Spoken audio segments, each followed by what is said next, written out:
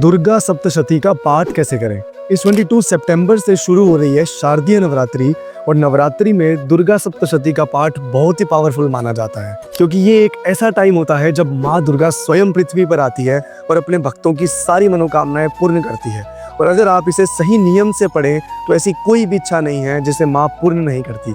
लेकिन वहीं अगर आप सही नियम का ध्यान नहीं रखते तो इसका पूरा फल आपको नहीं मिलता। तो जानते हैं कि दुर्गा सप्तशती के पाठ करने का सही नियम क्या है। दुर्गा सप्तशती के अंदर टोटल 13 अध्याय हैं, जिनके अंदर 700 श्लोक हैं और इनको आपको 9 दिन में एक पर्टिकुलर ऑर्डर यानी एक सही सीक्वेंस के साथ पढ़ना होता है। दुर्गा सप्तशती का पाठ स्टार्ट करने से पहले आपको हर दिन देवी कवच, फिर अर्गला स्तोत्र और फिर कीलक का पाठ करना होता है और उसके बाद आप उस दिन का पर्टिकुलर अध्याय पढ़ते हैं। तो आपको पहले दिन अध्याय 1 को पढ़ना है, फिर दूसरे दिन अध्याय 2, 3 और 4 को पढ़ना है और फिर तीसरे दिन अध्याय 5 और 6 को पढ़ना है। फिर आपको चौथे दिन अध्याय 7 को पढ़ना है, 5वें दिन में अध्याय 8 को और फिर छठे दिन में अध्याय 9 और 10 को एक साथ पढ़ना है। और फिर आपको 7वें, 8वें और 9वें दिन एक एक अध्याय को पढ़ना है, यानी कि अध्याय 11, 12 और 13 को आपको इसे पढ़ना है। एक चीज का आपको विशेष ध्यान रखना है कि हर दिन उस विशेष अध्याय को पढ़ने के बाद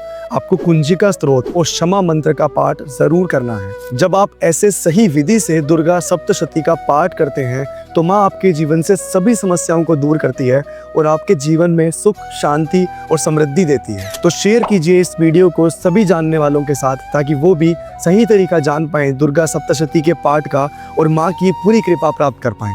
और मुझे फॉलो कर लीजिए अगर आप स्पिरिचुअली ग्रो करना चाहते हैं। जय माता दी।